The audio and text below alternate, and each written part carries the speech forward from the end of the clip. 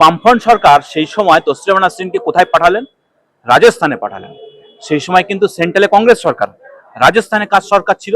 বসুন্ধরা রাজে মুখ্যমন্ত্রী ছিলেন, বিজেপি সরকার ছিল রাজস্থান। শ্রমিক ভট্টাচার্য রাজ্যসভায় যে আঙ্গিকে তসলিমা নাসরিনকে এখনই ফেরত আনতে হবে, এখনই আনলে ভালো হয়, সেই জায়গা থেকে আমি প্রশ্ন করছি যে তারা বিজেপি মুখপাত্ররা পরিষ্কার বলছে যে বাংলায় তিনি থাকতে পারলেন না বাম আমলে, দিল্লিতে পারলেন, গুজরাটে পারলেন, বাংলা ফেলিওর হলো কেন?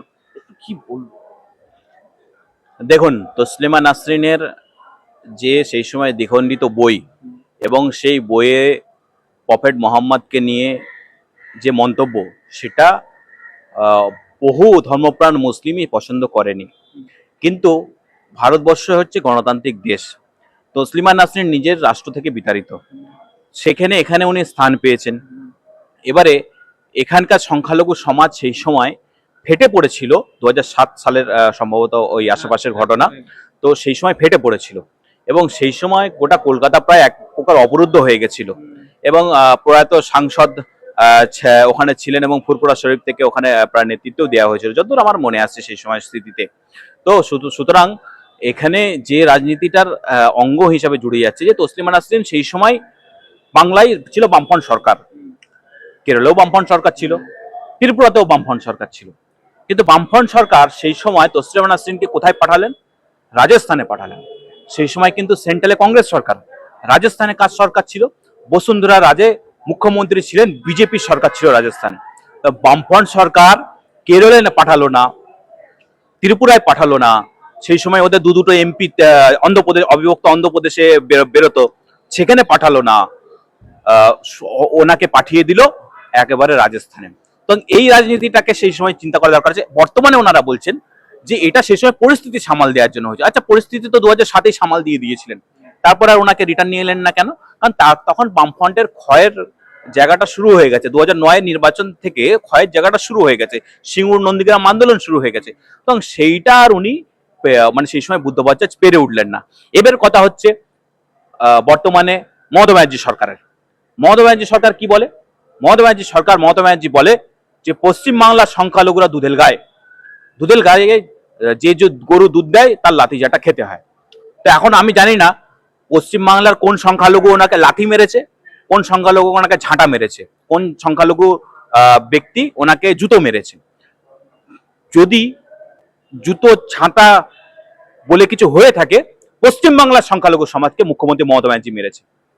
বকটুয়ে 14 জনকে জীবন্ত জ্বালিয়ে দিয়েছে, দলুয়াখাগিতে ঘরদোর জ্বালিয়ে দিয়েছে। পঞ্চায়েত ভোটে 50-এর ওপর খুন হয়ে গেছে, প্রতি মুহূর্তে খুন হচ্ছে মালদা, মুর্শিদাবাদ, দিনাজপুরে, একের পর এক সংখ্যালঘু ব্যক্তিত্ব। তাহলে আপনি উপহারটা কি দিলেন? আপনি একটা সরকার গড়লেন, আপনি বললেন দুধেল গায়ে, তো দুধেল গায়ে লাঠি ঝাঁটা তো খাওয়া দূর, তাদেরকে লাঠি ঝাঁটা বোম বন্দুক গুলি দিয়ে একদম সরকার করে দিলেন। আপনি পরিসংখ্যান দেখুন, বিভিন্ন ক্রিমিনাল কেসে যেগুলো বর্ডার এরিয়া আছে বা সংখ্যালঘু অধ্যুষিত এরিয়া আছে, কারা বেশি ইমপ্লিকেটেড হচ্ছে? পশ্চিমবাংলার সংখ্যালঘু সমাজ বেশি ইমপ্লিকেটেড হচ্ছে। কেন? কারণ তারা বাই বন্ড, তারা মুসলিম বাই বন্ড, কিন্তু তাদের কাছে কাজ নেই। আমি এখানে একটা কথা বলা খুব জরুরি যে মুসলিমের উদাহরণগুলো, এই যে শওকত, আরাবুল, এগুলো হবে কেন? আমি বলছি আব্দুল কালামও তো মুসলিম ছিলেন। আমি বলছি এই ধরনের উদাহরণগুলো বাড়ছে না কেন? বারবার শওকত, আরাবুলের মতন মুসলিম এই সমাজে উঠে দাঁড়িয়ে একটা সিম্বলিক হতে যাচ্ছে। এই মুসলিম সমাজের ডেভেলপমেন্ট করলেন মমতা ব্যানার্জি।